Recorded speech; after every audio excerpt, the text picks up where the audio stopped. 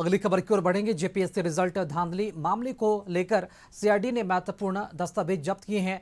JPSC के तत्कालीन अध्यक्ष अलख यांगते की आवास और कार्यालय में छापेमारी कर कई महत्वपूर्ण दस्तावेज जब्त किए गए हैं।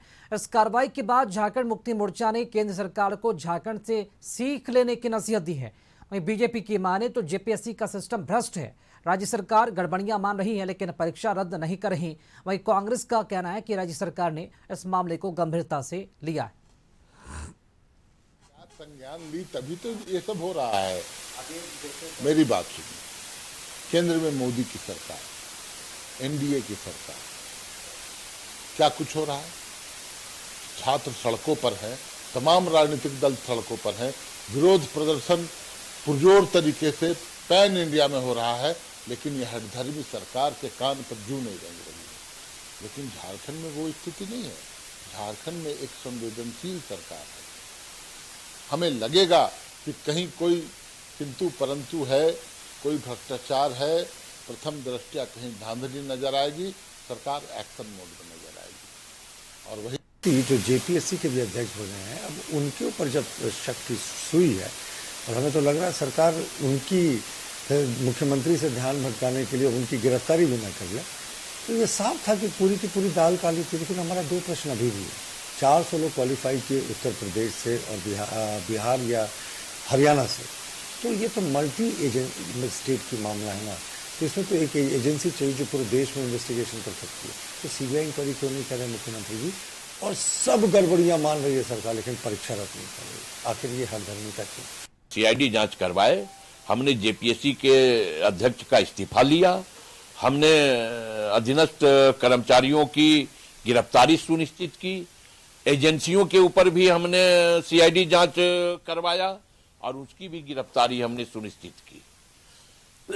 तो हम पूरी तरह से अपनी जिम्मेवारी और अपनी जवाबदेही को निभाया है और हम ये नहीं चाहते कि मेरे अपने राज्य में, झारखंड में, हमारे राज्य के छात्रों का भविष्य अंधकारमय हो। तो हमने अपनी जवाबदेही को निभाने का काम किया है। और इसी खबर पर अधिक जानकारी के साथ विशेष संवाददाता राजीव मोहन जी इस वक्त हमारे साथ लाइव जुड़ रहे हैं। अब राजीव जी, जेपीएससी रिजल्ट धांधली मामले में सीआईडी ने महत्वपूर्ण दस्तावेज हाथ में लिया है और अलख यांगते की छापेमारी, उनके आवास पर छापेमारी के बाद कई महत्वपूर्ण दस्तावेज भी मिले हैं। पक्ष विपक्ष के तरफ से आरोप प्रत्यारोप भी लगाए जा रहे हैं। इस पूरे मामले की अगर बात की जाए तो आगे किस तरह की कार्रवाई हो रही है? क्या जांच की आंच जेपीएससी के पूर्व अध्यक्ष तक ही सीमित है या फिर अन्य अधिकारी भी इसकी जांच के दायरे में आ सकते हैं? और क्या अपडेट जानकारी मिल पा रही है आगे की कार्रवाई को लेकर?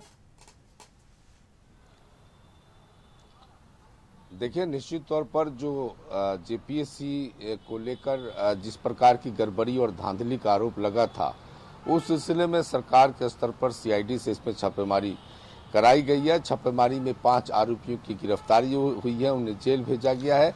लेकिन कई अधिकारी जो हैं वो रडार पर हैं, सीआईडी के रडार पर हैं, जिनके खिलाफ कार्रवाई चल रही है, जांच भी चल रही है।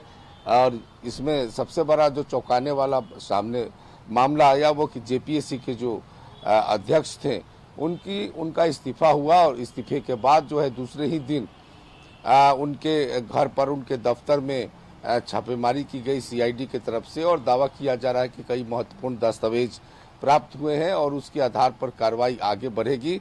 देखिए, इसमें सबसे बड़ा सवाल ये भी है कि जो एजेंसियां हैं, टीडीपीएल जैसी एजेंसियां जिनको परीक्षा कराने की जिम्मेवारी दी गई थी, डाटा कलेक्शन की जिम्मेवारी दी गई थी, उनके बारे में कहा जा रहा है कि ये पहले से ही ब्लैक लिस्टेड है दूसरे राज्यों में।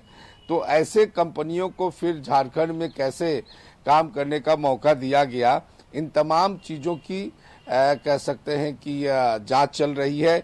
उसके अलावा जो बीपीएससी के अध्यक्ष हैं उनका फिनेंशियल स्टेटस देखा जा रहा है। उनकी पिछले दिनों वो 2 बार अमेरिका गए थे, विदेश दौरे पर गए थे।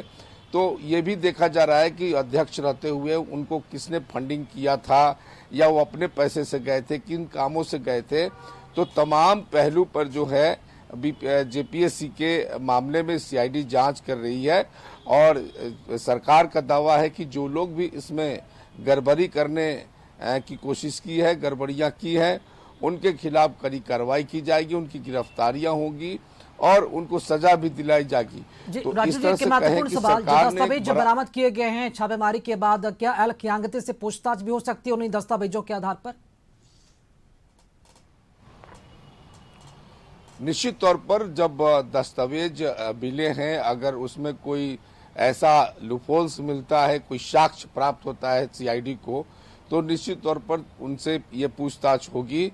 लेकिन फिलहाल इस पर जो सीआईडी की जांच है, पहले तमाम जांच से जुड़े हुए जो कागजात हैं या जो फैक्ट्स हैं उनको एकत्र किया जा रहा है और उसके आधार पर, चूंकि जिस दिन छापेमारी हुई थी जेपीएससी में, उसी दिन 1 घंटे के बाद, यानी छापेमारी के 8 बजे छापेमारी हुई थी रात्रि में, और 9 बजे रात्रि में जो है जेपीएससी के जो अध्यक्ष हैं उन्होंने इस्तीफा दे दिया था। तो इससे साफ है कि कहीं न कहीं जो शक की सुई है, चूंकि वो जेपीएससी एक ऑटोनोमस बॉडी के रूप में काम करती है, तो कहीं ना कहीं शक की सुई जो है अध्यक्ष पे जाएगा, क्योंकि कोई भी गड़बड़ी होती है जो बिल्कुल इंतजार रहेगा कि जो दस्तावेज बरामद किए गए छापेमारी में, क्या उसमें ऐसे कोई साक्ष्य हैं जो शक की सुई सीधे पूर्व अध्यक्ष पर ले जाती है और उनसे पूछताछ क्या संभव है, ये भी देखना होगा। इसका इंतजार भी रहेगा। शुक्रिया खबर पर जानकारी देने के लिए राजू जी। चलिए।